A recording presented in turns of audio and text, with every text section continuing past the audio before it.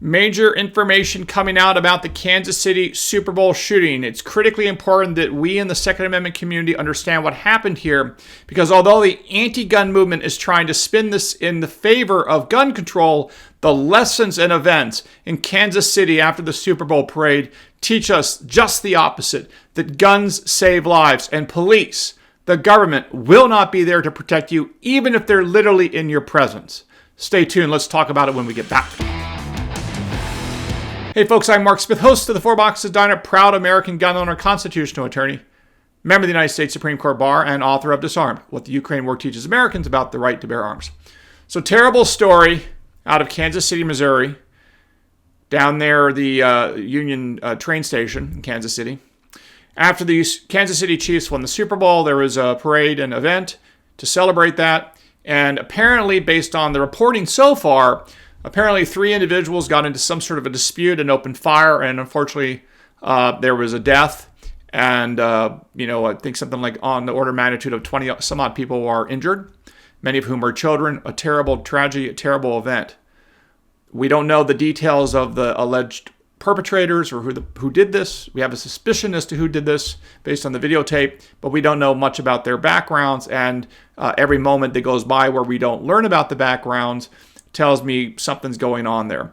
There's some reporting that 2 of the 3 people involved were juveniles.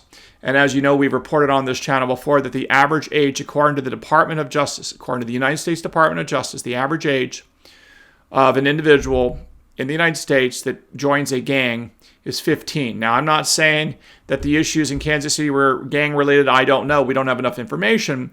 But if 2 of the 3 people involved were juveniles, it's possible that there was some, youth-related gang activity. We just don't know what this was about. But we will certainly find out as the investigation continues.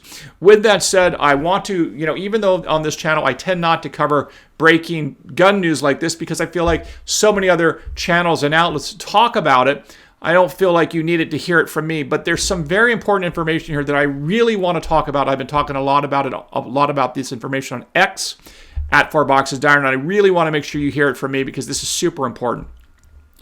In our ongoing litigations, one of the ploys of the anti-gunners, as you know, and I predicted this even before the Bruin decision was decided, was to declare the entire universe a gun-free zone, a government-mandated gun-free zone, which is euphemistically referred to as a sensitive place. Right now, after Bruin, there's a major fight in many of the blue states about what is a sensitive place. And because New York State, New Jersey, California are trying to declare everything a government gun-free zone, i.e. a sensitive place, they're trying to declare everything possible such this. And it's very important that we understand that Kansas City proves that gun-free zones simply do not work. There's many examples of this in the past that I'm sure you can recite, but Kansas City just really drives home the point. And although it's a terrible tragedy, the reality is that the anti-gun movement is trying to take away our gun rights any way they can and exploit every tragedy, which I wrote about in my book, Duped, how the anti-gun lobby exploits the Parkland school shooting. This is another example of that in Kansas City, where you see on X and other places, the anti-gun movement is talking about why the guns are the problem, even before we know who these perps, these criminals were who perpetrated this attack, although we'll see what it says. The point, though, is this, that this really proves, Kansas City proves that government-mandated gun-free zones fail, absolutely fail, because this is a terrible example of it, because keep in mind that if you look at the interview, here's a great example, an interview by one of the individuals who tackled the gunman. Now keep in mind that even though this is a Super Bowl parade, there were something like 600 or 800 law enforcement officials at the parade, some of whom were elevated up above in sniper areas. They were above buildings with sniper rifles. Despite all of this, the reality was the people that thwarted and stopped the thugs were non-law enforcement, ordinary Americans. They weren't law enforcement. I'll put a link to some of the interviews of these individuals down below. These were parents. They tackled the gunman and stopped the attack. So again, the old saying that when seconds count, police are minutes away, holds true even at a Kansas City Super Bowl party where you have 600 or 800 people, i.e. law enforcement officers, in the presence of the individuals whom they're supposed to be protecting. Even when you have 600 or 800 law enforcement agents in this very small little area of Kansas City, overseeing the parade for the Super Bowl win, even then, government law enforcement is not capable of protecting you. Which is why it was ordinary non-law enforcement Americans who had to tackle and stop the gunman from shooting more people. It wasn't the police. One of the people who engaged in, who thwarted the attack, stopped the attack, this is what he said. He said that he did not think there was gunfire when his kid apparently mentioned to him that he think, hey, is that gunfire? And he said that what he said was, I highly doubt it. I highly doubt it. And they said, well, why did you highly doubt it? And here's what he says, quote, the reason I say that is because there was a military presence on top of the building above us with a 50 caliber machine gun. Obviously, they were capable of using it. Everybody felt, key word, felt pretty safe, I would say. That is the individual who literally stopped the attack by these psychopathic criminals. So this really proves the point that when they talk to you about it's a government-mandated gun-free zone, you can't bring your gun to a particular place. There is no evidence that that will be enough to protect you. And remember, there's an ongoing debate as to the proper theory about sensitive places and when a government can declare them gun-free zones.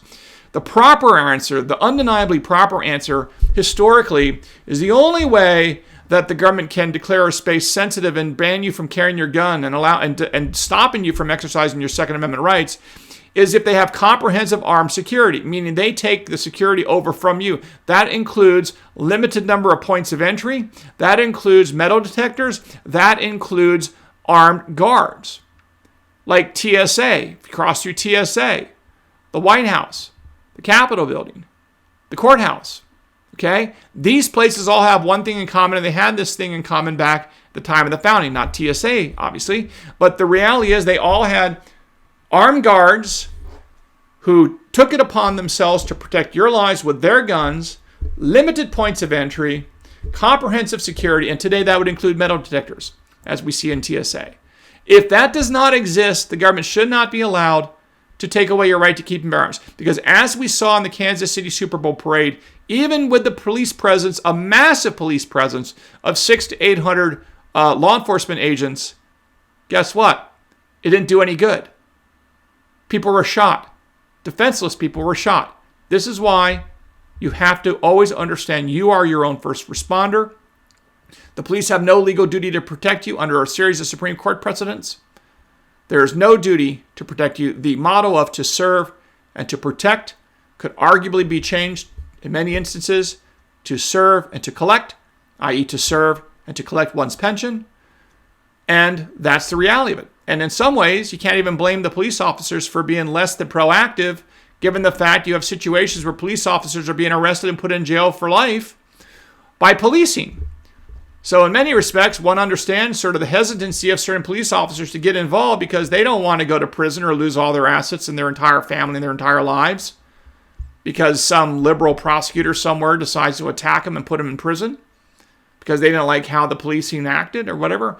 I get it.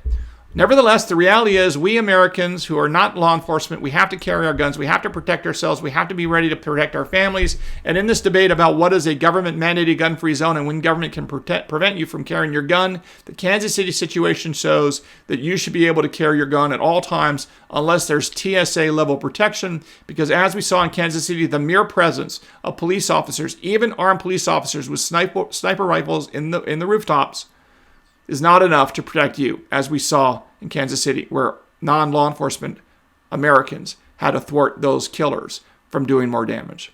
So there you have it, folks. We'll talk more about this in the future. Don't forget to follow me on X at 4Boxes Diner, and we will see you again soon here at the 4Boxes Diner. Orders up. Table 2A.